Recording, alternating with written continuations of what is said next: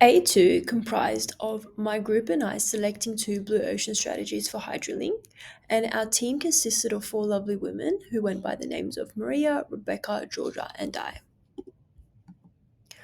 Although the task aimed to justify recommendations and why they were suitable, our main focuses, or mine in particular, was on the first blue ocean strategy, which was expanding into the construction industry. Here, I participated in the industry map, the action framework, the strategy canvas, as well as the summary. The task was extremely important as it allows dentists to implement realistic strategies, and this could maximize Hydralink's profitability. The industry map was a staple in understanding how saturated the hydraulics and hose and fittings market actually is. And more importantly, the action framework was equally significant, allowing me to stipulate where Hydralink currently is and where I actually want it to be in the future, just to further justify and strengthen our decision for our first blue ocean strategy.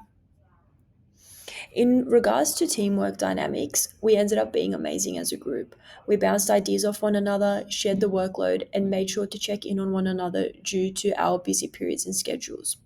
We didn't divide and disappear, we actually divided and conquered the work. And I also believe that respective communication was the key to our success.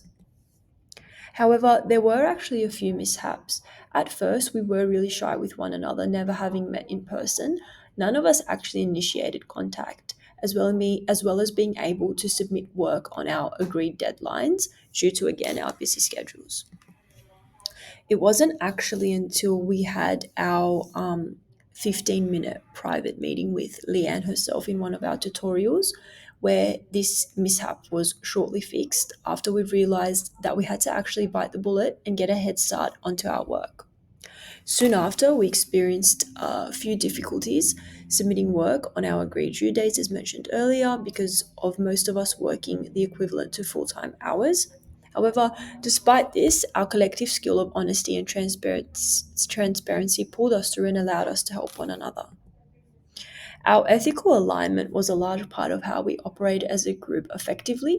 We didn't lie, we told one another the truth. We said things like, I am busy, I have family commitments tonight. Is it okay if I submit the work this morning and I actually peer review your work this morning instead of tonight? And that's what we ended up doing. It worked perfectly, and we provided a helping hand if anyone else was struggling. Our teamwork and ethics strongly interdepend on one another. Their inextricable connection is fostered through truth, honesty, and shared respect. These shared values made it easy to communicate and made us feel appreciated.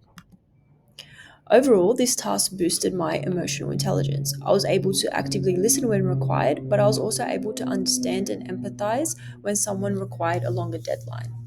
Furthermore, encouraging became our motto, and this was practiced often through supportive words of affirmation. The largest thing I learned through leadership is that encouraging others isn't about controlling them.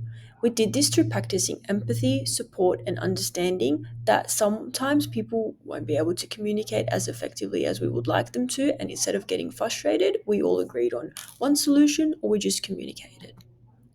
Moving forward, especially into the professional workforce in marketing, I'll be proactive through initiating conversation, checking in, and fostering a safe and space working environment. Thank you.